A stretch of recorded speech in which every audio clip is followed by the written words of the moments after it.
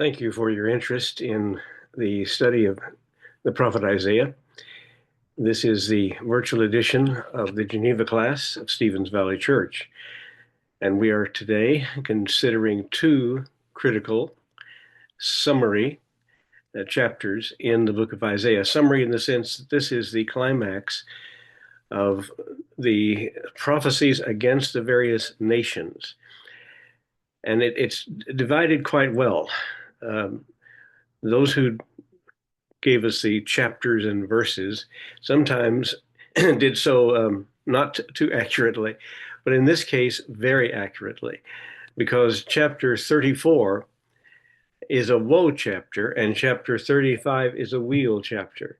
Chapter 34 tells us in a summation of God's judgment upon the nations, the way he deals with sin and with rebellion against him.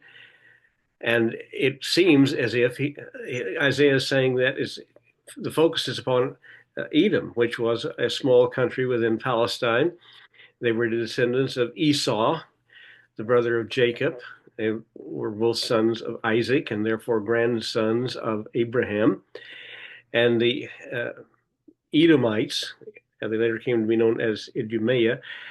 The Edomites were always at variance with and opposition to Israel, going back to the original jealousy between Esau and Jacob. Now, that would seem to be the case, but if we look carefully at it, and we'll see that in just a moment, obviously, Edom is a symbol for all of the enemies of God. It represents, and understand we're dealing with poetry, and so we see a lot of symbols, we see a lot of metaphors. And then when we come to 35, we're going to see joy. This is the great blessing that is going to come upon God's people. In this case, it seems it's Zion, but Zion will stand for God's people at any time, in any place. So there's a universality to these two chapters. Now, it is in poetry, meaning that we do have these symbols. It's really beautiful and speaks very deeply to the soul of the reader. And so God, in inspiring Isaiah to write this, does so quite deliberately to communicate a great message. So again, thank you for your interest. And I do hope and pray that you find this an interesting study and a profitable study. So again, Isaiah, judgment, redemption, and hope.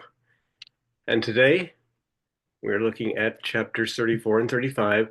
We'll title this From Judgment to Joy. Judgment in chapter 34, joy in chapter 35. We can also title these two chapters considered together as the climax of prophecy.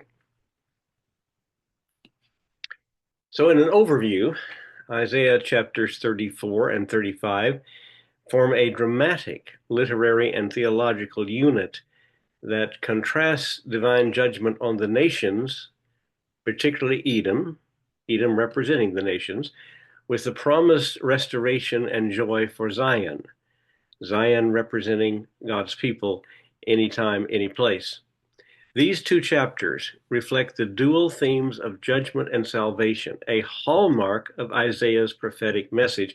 Those of you who have been with us throughout this study realize that from the very beginning, there's always this emphasis on the judgment that God brings for sin and the discipline that he imposes upon his people and the repentance that follows and the salvation that follows. So judgment and salvation are the dual themes throughout the prophecy. And this is the climax, the culmination of it. Now we'll see, of course, there's more prophecy when we get to chapter 40.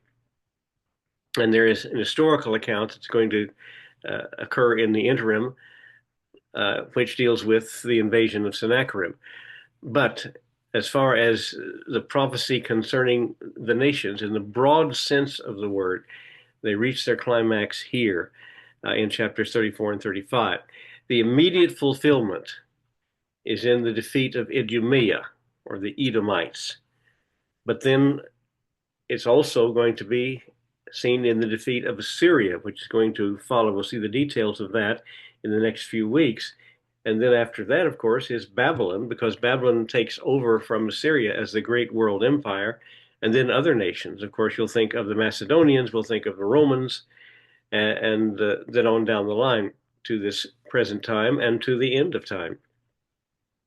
So the ultimate fulfillment is in the end of time, the end of all things. And I think here in this prophecy, for the first time, we are seeing a reference to the final end.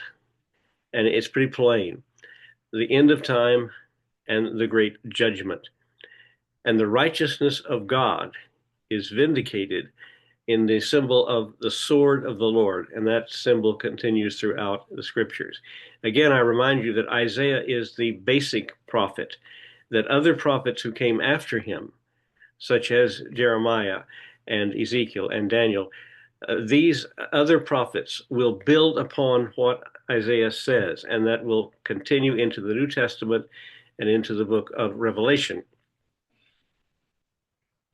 Now, here are the two chapters in a kind of, let us say, a summation, a contrast in a table. In chapter 34, we see judgment and destruction. In chapter 35, in contrast, we see restoration and joy. In chapter 34, we see wrath against Edom. But again, I remind you that Edom represents the nations. And I'm going to take it more than just the nations, because you recall in the book of Revelation, Christ is praised because he is redeemed with his blood from all nations, tribes, tongues, and peoples, those four categories. So it's more than just the political unit of nations. It's tribal units, it's linguistic units, it's ethnic units as well. So the wrath against people who defy God. Now, the contrast is found in chapter 35, where we see a blessing for the redeemed. Redeemed are symbolized by Zion, Zion representing all of God's people. And of course, they have come through a tribulation, which is disciplinary for them. In chapter 34, we see cosmic dissolution. And I mean, really, the picture that he paints is dismal, because it takes us back in poetic form, before there was any creation at all, into what the Bible refers to in the book of Genesis as a chaos. And that is a chaos that will continue until the Spirit of God moves upon the face of the waters. By contrast, in chapter 35, we see earthly renewal and flourishing. In chapter 34, we'll see chaos and wilderness. Wilderness is always a symbol of chaos. And wilderness is represented by wild animals taking over instead of there being a civilization. In chapter 35, the contrast is order and a highway of holiness. 3 times in the book of Isaiah, we see this figure of a highway of holiness, meaning a road that leads to God, a road that righteous people can travel on. And that is in contrast to what we saw recently when the Assyrians were threatening Jerusalem, and it is noted that the highways were empty. There were no travelers. But when the enemies of God are removed and the obstacles are no longer there, the highway of holiness can be freely traveled by the righteous. And then in chapter 34, we see exclusion of those who rebel against God, desolation of their lands and civilizations. But in contrast, in chapter 35, we see inclusion and return to Zion, return to the favor of God.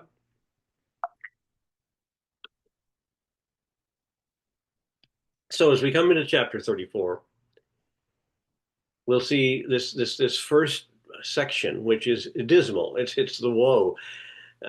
Chapter 34, the judgment against the nations. And again, I want to broaden the nations out to say people, tongues, and tribes, not just political units, but all represented by Edom.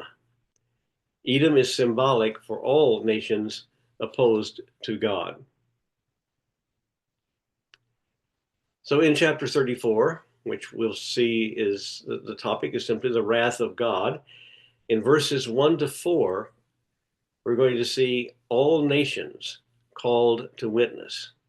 Now, when we see all nations called before God to witness their behavior and give account to God, then of course that leads me to believe, again, that Edom is symbolic of all people, not just one small nation. So Edom is a symbol, and we see that defined further in verses 5 to 7 of chapter 34.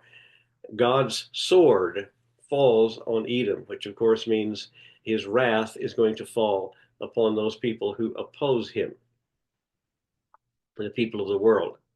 In verses 8 to 15, we will see eternal desolation. That's the result of God's sword falling upon Edom, so to speak. And the imagery in excellent poetic form.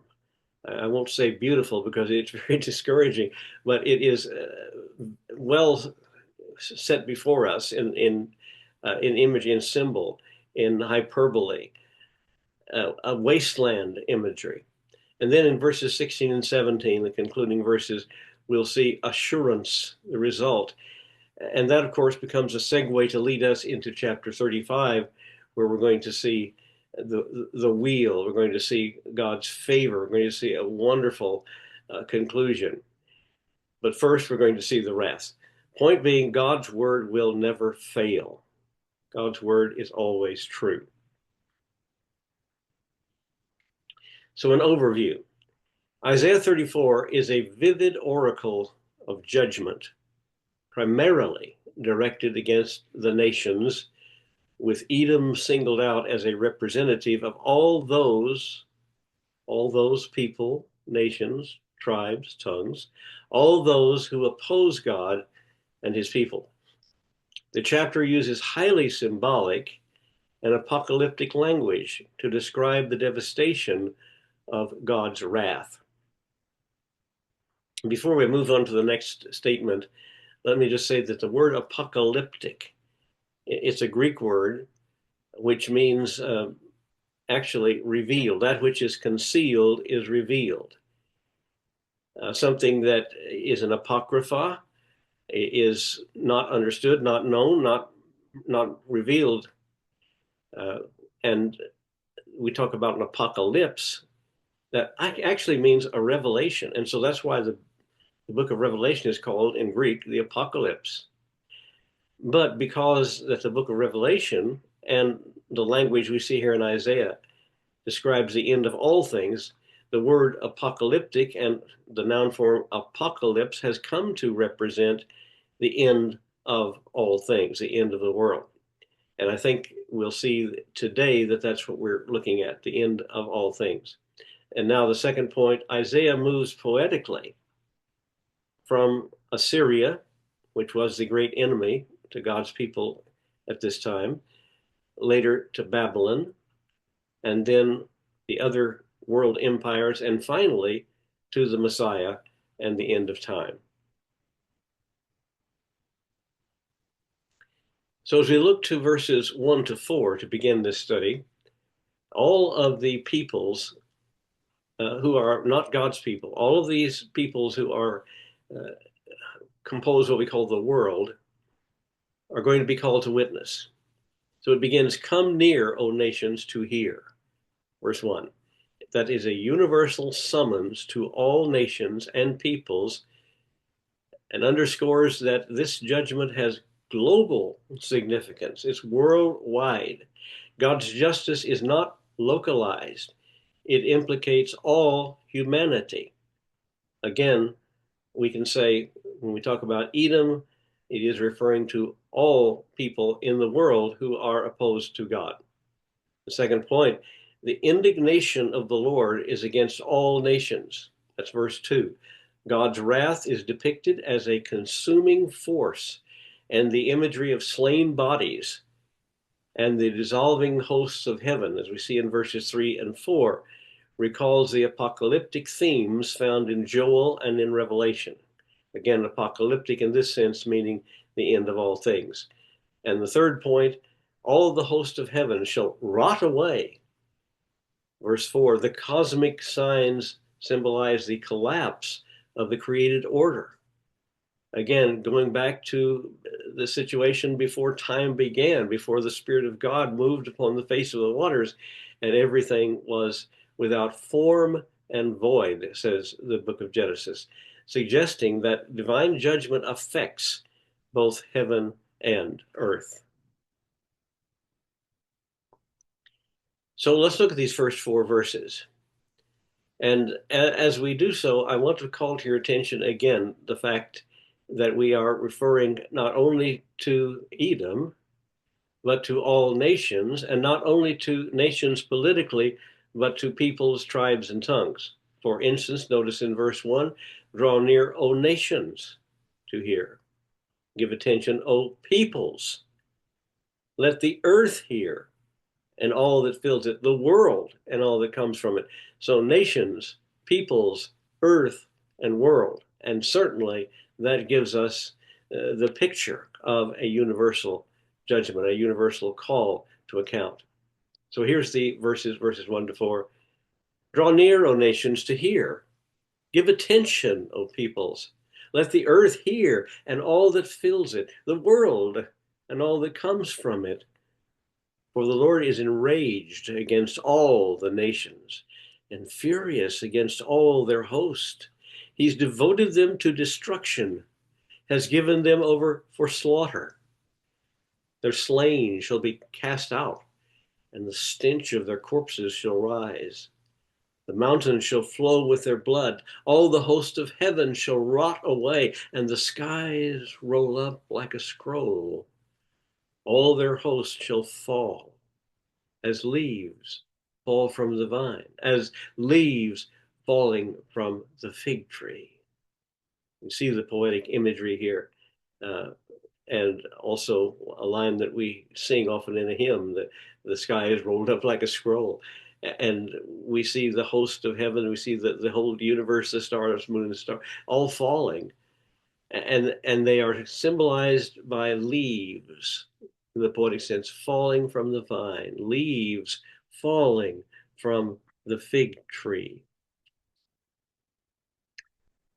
I think of what John Milton wrote in Paradise Lost, where he uses the poetic figure of Adam and Eve in the garden, and how Adam had brought to Eve a garland, and she had by that time taken the fruit, the forbidden fruit.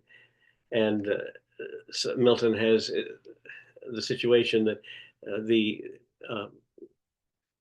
flowers that Adam had brought to his wife down dropped, down dropped. You see that idea? Leaves fall from the vine, leaves falling from the fig tree, illustrating that idea of falling down. As we come to verses 5 to 7, again, Edom used as a symbol for God's enemies. My sword has drunk its fill in the heavens. The metaphor of a sword, not God personally, but the hand of God, symbolized by a sword, is falling upon Edom, symbolizing all of God's enemies, conveying divine vengeance. Edom is a symbolic enemy. Edom was historically Israel's hostile neighbor, descended from Esau, the brother of Jacob. And here it functions symbolically as the archetypal enemy of God's people. And then we see this blood and sacrifice imagery in verses 6 and 7. These verses evoke a grotesque parody of a sacrificial feast. God is sacrificing the wicked instead of animals. The Jews understood sacrifice of animals, but now God is sacrificing the wicked, and they see the symbolism, underscoring the gravity of their sin. So all of this is hyperbolic, Uh, hyperbole meaning exaggerated. It's exaggerated imagery, uh, where we see these symbols standing for the ultimate, for the extreme. And here's the text in verses 5 to 7. For my sword has drunk its fill in the heavens. Behold, it descends for judgment upon Edom, upon the people I have devoted to destruction. The Lord has a sword. It is sated with blood. It is gorged with fat, with the blood of lambs and goats, with the fat of the kidneys of rams. For the Lord has a sacrifice in Bozrah, a great slaughter in the land of Edom. Wild oxen shall fall with them, and young steers with the mighty bulls. Their land shall drink its fill of blood, and their soil shall be gorged with fat. You see the imagery, and it's a terrible imagery. Uh, a sword that is bringing about great blood as animals are sacrificed, but the animals represent the people in this instance. Blood of lambs and goats, fat of kidneys of rams, a sacrifice that extends into Bozrah, throughout Edom, wild oxen, young steers with mighty bulls, and the land being filled with blood, drinking in the blood, the soil of the land gorged with fat. It is a gory and terrible image. It is apocalyptic. It is the end of the world. Now, verses 8 to 15 give us now the picture of the result of God's sword having fallen upon Edom, and that is total destruction, a day of vengeance, a year of recompense.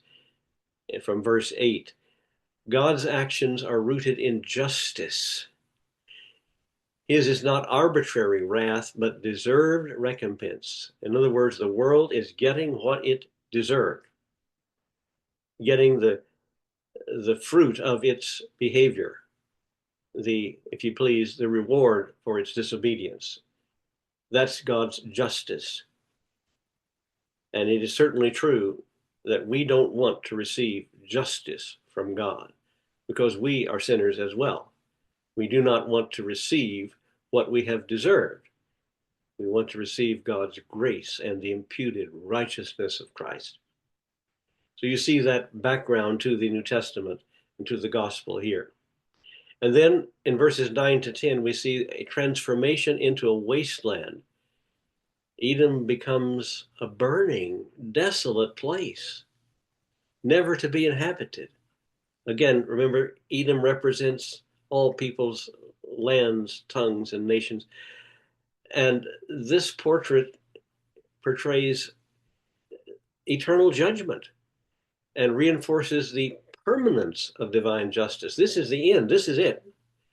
God's justice now falls upon a sinful world that deserves God's justice and God's punishment, and the result is this total desolation.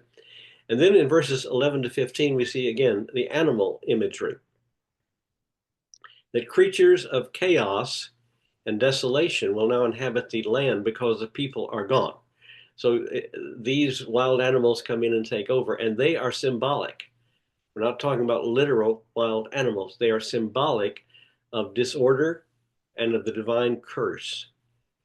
The mention of owls, hyenas, and thorns. And remember, anytime we see thorns, that is going to indicate the curse. That's a symbol of the curse. And that will echo earlier unclean images. So this is very, very similar to Revelation and the end of all things. It is compatible, and they're like bookends. Isaiah then was the first prophet to describe the end of the world, of all things. There's a term that I ran into speaking of the wicked and those who will fall by the sword of the Lord, those who receive what they deserve. That is Edomitish people. Edomitish meaning people who manifest the characteristics of Edom. And we're going to see that there are popular superstitions and cultural ideas that are incorporated into the language, into the poetry here, such as birds of ill omen, birds that carry bad luck, and a plumb line of destruction. plumb lines normally are going to establish the perpendicular of a building, and we're talking therefore about construction. But now you see something very different, a plumb line that's going to indicate destruction, where and how this building, in this case, civilization, peoples, is going to be destroyed. So let's look for these ideas as we read chapter 34, verses 8 through 12, as God contends for Zion. For the Lord has a day of vengeance, a year of recompense for the cause of Zion. And the streams of Edom shall be turned into pitch, and her soil into sulfur. Her land shall become burning pitch. Night and day it shall not be quenched. Its smoke shall go up forever. From generation to generation it shall lie waste. None shall pass through it forever and ever. But the hawk and the porcupine shall possess it. The owl and the raven shall dwell in it. He shall stretch the line of confusion over it, and the plumb line of emptiness. Its nobles, there's no one there to call it a kingdom, and all its princes shall be nothing. Let's look a little bit more in detail to this very meaningful section. Continuing in verse 13, thorns shall grow over its strongholds, nettles and thistles in its fortresses. It shall be the haunt of jackals, an abode for ostriches. And wild animals shall meet with hyenas. The wild goat shall cry to its fellow. Indeed, there the night bird settles and finds for herself a resting place. There the owl nests and lays and hatches and gathers her young in her shadow. Indeed, there the hawks are gathered, each one with her mate. Now, let's make some observations here on these verses. The figures and the colors in the imagery that we've read in these two last slides suggests Edom's proximity to the Dead Sea. Dead Sea, of course, suggests that which has no, the waters have no exit, so it just flows into the Dead Sea, and it, of course, becomes salt and evaporates. And that's the idea of death there. The figures also suggest the end of the world is in view. We see that. And it's carried into the New Testament, and it appears in our hymns. The punishment of all nations is also in view. All nations, tribes, tongues, and peoples. Isaiah's original picture of ruin was picked up and used by later prophets. Again, he's the basis, he's the template, and the other prophets build upon it and borrow imagery from and language from Isaiah. The desolation and the chaos take us back to the universe before creation, when it was all formless and void. Prior to creation, prior to the Spirit of God moving upon the face of the waters. So again, we simply see what God is doing, destroying what man has done that is evil and wicked, replacing it, of course, with his kingdom and what he is going to create. Edom's king, his literal Edom, and literal Edom's king, was elected by the nobility, but no more. If you remember in the passage we just read, there's no more king. Now the princes are still there, but the princes are without power. They are useless. That's the idea. And you extend that out to the entire world. Now, I told you that there are symbols here. There is representation of superstitions and beliefs. You note in the previous passage you just read that there's a night bird. Well, the night bird, the word is Lilith, was considered a malicious fairy who was particularly harmful to children. And so we have demons, these supernatural beings that are evil beings that are going to come in and replace what was there before. And then you remember the owl is mentioned. The owl, to the people living at this time, was a symbol of snakes, of serpents. So what have we got? We've got evil demons, satyrs, and fairies, evil fairies, along with snakes and things like that, that are going to uh, populate the world. Not in the literal sense, but you see the idea is symbolic of the evil that's going to be there. Now we're going to move into verses 16 and 17. And it's going to begin, verse 16, with the phrase, seek and read from the book of the Lord. Seek and read from the book of the Lord. Isaiah invites all his readers to confirm that God's word is unfailing. It is true. It will come to pass. This assurance of the accuracy of God's word highlights the reliability and the certainty of divine prophecy. Seek you out of the book of the Lord and read. When this destruction comes, and it will come, when it comes, compare the event, compare what happens with the prediction, and you will find it to answer exactly. That's always the test to put to prophecy. God said, when the prophet says something and it comes to pass, you know he's a true prophet. If he prophesies something that doesn't come to pass, that's a sign of being a false prophet. So seek you out of the book of the Lord and read, and then remember it. And when it comes to pass, realize this is what God said. The verb, which we have here for seek out and read from the book of the Lord, the verb suggests leaning over a book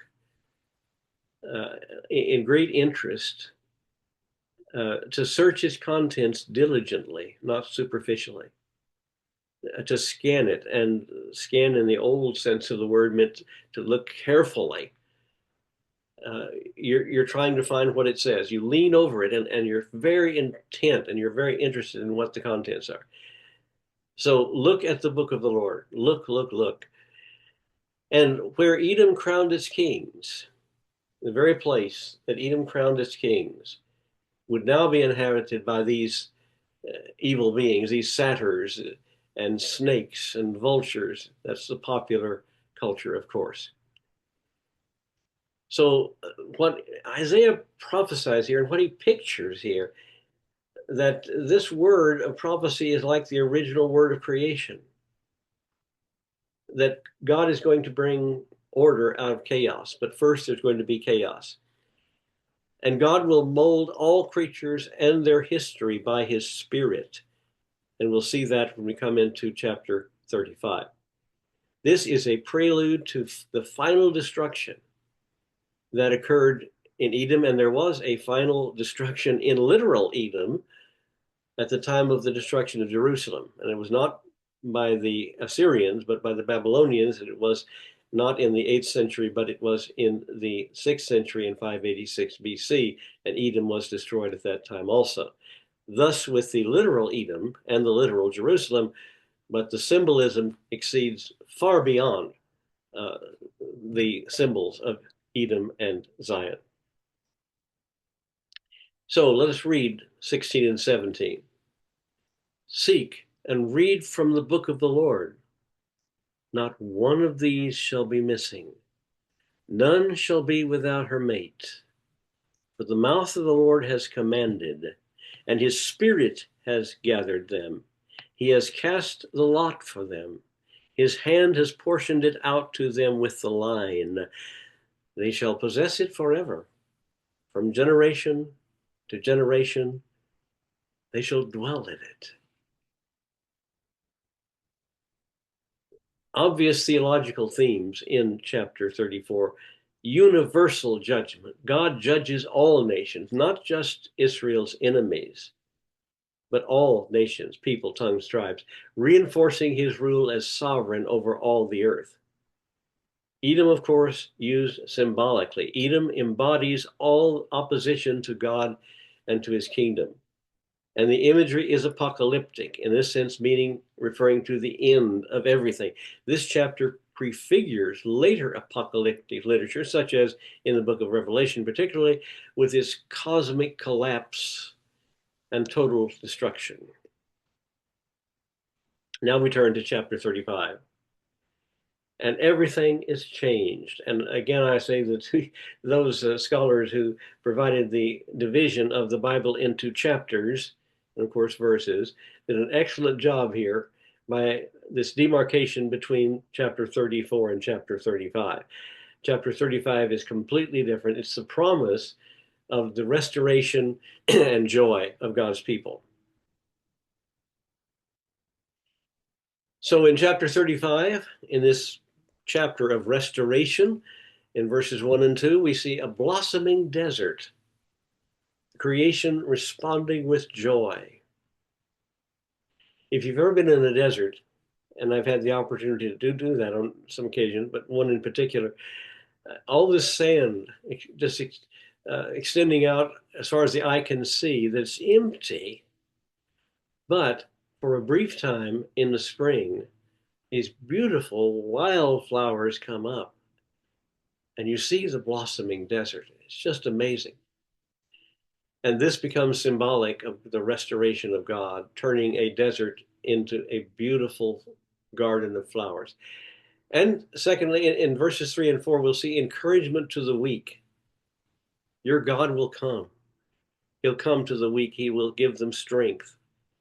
He will give sight to the blind. He will give hearing to the deaf. He will give ability to walk to the lame. And that continues into verses 5 to 7. And we see it now not only as physical healing and life, but the coming of the Messiah, who, of course, brings physical healing as well and spiritual healing. And finally, in verses 8 to 10, again, the symbol of the highway of holiness, the path for the redeemed. One of 3 times in the book of Isaiah that we see this reference to the highway of holiness, into which only the righteous will enter. And it's a path that leads safely and directly to God. And so here's the overview. In sharp contrast to chapter 34, chapter 35 presents a vision of hope and restoration. This is a poetic depiction of what God's salvation will look like for his people, especially after the desolation described previously in chapter 34. It speaks of transformation of the land, of the people, and of their destiny. When the world, which lies in wickedness, and John said that, the whole world lies in wickedness, shall be laid in ruins, and when the Jewish church, which persisted in infidelity, shall become a desolation, then the gospel church shall be set up and made to flourish. The Gentiles shall be brought into it. The well-wishers to it, who were weak and timorous, shall be encouraged. Miracles shall be wrought both on the souls and the bodies of men. The gospel church shall be conducted in the way of holiness. It shall be brought at last to endless joys. Thus do we find more of Christ and heaven in this chapter than one would have expected in the Old Testament. Watch for it, you'll see it. It's going to point to the time of Christ and his church. And now the transformation of the wilderness. The wilderness and the dry land shall be glad. Verse 1, the imagery of desert blooming symbolizes restoration, fertility, and joy. Where judgment had left wasteland, salvation brings renewal. And in verse 2, the symbolism is the glory of Lebanon. They shall see the glory of the Lord, the grandeur of Lebanon, noted for its beauty in the ancient world. And Carmel highlights the beauty of the new creation. And seeing God's glory signifies, of course, divine presence and favor. So let's look at verses 1 and 2 and see this idea of the wilderness rejoicing. The wilderness and the dry land shall be glad. The desert shall rejoice and blossom like the crocus. It shall blossom abundantly and rejoice with joy and singing. The glory of Lebanon shall be given to it, the majesty of Carmel and Sharon. They shall see the glory of the Lord, the majesty of our God. Moving to verses 3 and 4, the message is strengthen the weak hands. course, the very message the writer of Hebrews carries over in chapter 13. Strengthen the weak hands and weak knees. A pastoral word of encouragement for the weary and faithful. In verse 4, your God will come. He will come and save you. This central promise assures that God's justice includes not only punishment for enemies, but deliverance for his people. And so verses 3 and 4. Strengthen the weak hands and make firm the feeble knees. Say to those who have an anxious heart, be strong, fear not. Behold, your God will come with vengeance, with the recompense of God. He will come and save you. Verses 5 to 7 moves to the emphasis on healing and renewal. And we've seen this before in Isaiah. We see it again. The eyes of the blind shall be opened. And what did Jesus do but give sight to the blind?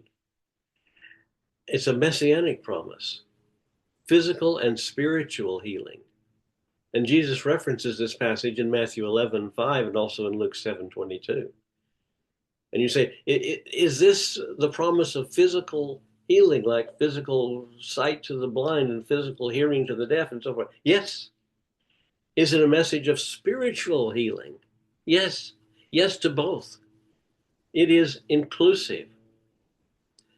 And we'll see a transformation of the landscape, symbolic of the blessing of God. Water in the wilderness symbolizes life and abundance. The burning sand shall become a pool of water.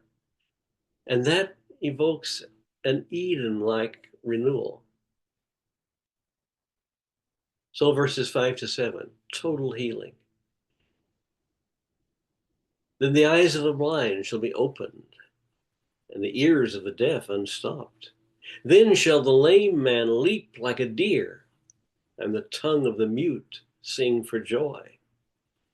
For waters break forth in the wilderness, and streams in the desert. The burning sand shall become a pool, and the thirsty ground springs of water. In the haunt of jackals, where they lie down, the grass shall become reeds and rushes. Beautiful. And then we see in verse 8 the highway of holiness. The highway shall be there. It is symbolic of the return of the redeemed, the restoration of all things. This highway of holiness is for those who walk in righteousness, those who are set apart for God, sanctified. The redeemed shall walk there, verse 9 says. The exiles will return from captivity. And of course, this again has both a literal and a spiritual meaning. And that's certain and that's joyful. Are we returning from the captivity in Babylon? Yes. Are we returning from the captivity of sin? Yes. And then we see in verse 10, everlasting joy. Sorrow and sighing shall flee away. The chapter ends with a vision of perfect joy, peace, and restoration. And here are the verses as we conclude chapter 35. And a highway shall be there, and it shall be called the way of holiness. The unclean shall not pass over it. It shall belong to those who walk on the way. Even if they're fools, they shall not go astray. No lion shall be there, nor shall any ravenous beast come on. They shall not be found there, but the redeemed shall walk there. And the ransomed of the Lord shall return and come to Zion with singing. Everlasting joy shall be on their heads. They shall obtain gladness and joy, and sorrow and sighing shall flee away. Obvious theological themes of hope and restoration. God brings life where there was death. The desert blooms, the blind see, the lame leap. And of course, that flows right into the idea of messianic expectation. Many of the healing motifs prefigure the ministry of Christ and his coming kingdom. And also holiness and redemption. Only the redeemed, only the holy can travel this highway to Zion, which reinforces the importance of covenant faithfulness. So the overall message, Isaiah 34 and 35 is a literary and theological diptych. Diptych is often seen as an altarpiece of two panels with pictures on them, and they're on hinges where they can be closed or opened out. And so we see this two figure of the woe and the wheel of Edom and Zion. God's justice involves both retribution against the wicked and salvation for the righteous. Edom's eternal desolation symbolizes divine judgment, while the restored Zion represents hope for the faithful remnant. This pairing, this diptych, the two opposites, this pairing teaches that the path to salvation is through judgment, discipline, suffering, yes, but the end is repentance. The end is glory for those who trust in God. The key applications of these two verses: God's justice is real and it's impartial. Salvation brings life, joy, and transformation in the physical sense and in the spiritual sense. Edom and Zion reflect these two opposite eternal destinies. These chapters prefigure the gospel message. Not only in spiritual New Testament thoughts, but also in its ethereal language, soaring high as it does in majestic softness and light. The prophecy has now reached the highest point of its development. The barren desert is now gloriously blooming. The weak in faith become strong. Bodily defects are healed. The hopelessness cheer up. The people of God are redeemed. This is not just poetic ornament. All nature is renewed, and sanctified pilgrims pass along a holy highway to God. And a final comment. The end of this way shall be everlasting joy. This precious promise of peace now will end shortly in endless joys and rest for the soul. Here is good news for the citizens of Zion: rest to the weary. The ransomed of the Lord, who therefore ought to follow him wherever he goes, shall return and come to Zion to serve and worship God in the church militant. They shall deliver themselves out of Babylon, shall ask the way to Zion, and shall find the way. God will open to them a door of escape out of their captivity, and it shall be an effectual door, though there be many adversaries. They shall join themselves to the gospel church, thou Mount Zion, that city of the living God. They shall come with songs of joy and praise for their deliverance out of Babylon, where they wept upon every remembrance of Zion. Those that by faith are made citizens of the gospel Zion may go on their way rejoicing. They shall sing in the ways. So we've come to the end of the poetry. We've come to the climax of prophecy. Of course, ahead of us are going to be prophecies specifically of the Messiah, but the prophecies concerning all the nations and people, tongues, and tribes, we see that has now reached its climax. And next week, we're going to turn to the fulfillment of prophecies concerning Assyria and Hezekiah, that which Isaiah has been discussing, intimating all throughout this section. We will see it in prose, like an historical account. It is something that has been verified and confirmed by historical records. We're going to begin it with just an overview of what Assyria was like, looking at briefly the history of Assyria. and why there was great terror at the coming of the Assyrian invasion. That will contain and include Isaiah 36 to 39. We're going to begin with the first Assyrian attempt to compel the surrender of Jerusalem from Isaiah 36 to 37 and verse 7. Again, thank you for being a part of our class today, our virtual class. May the Lord bless you and keep you. May the Lord make his face to shine upon you and be gracious to you. May the Lord lift up his countenance upon you and give you peace.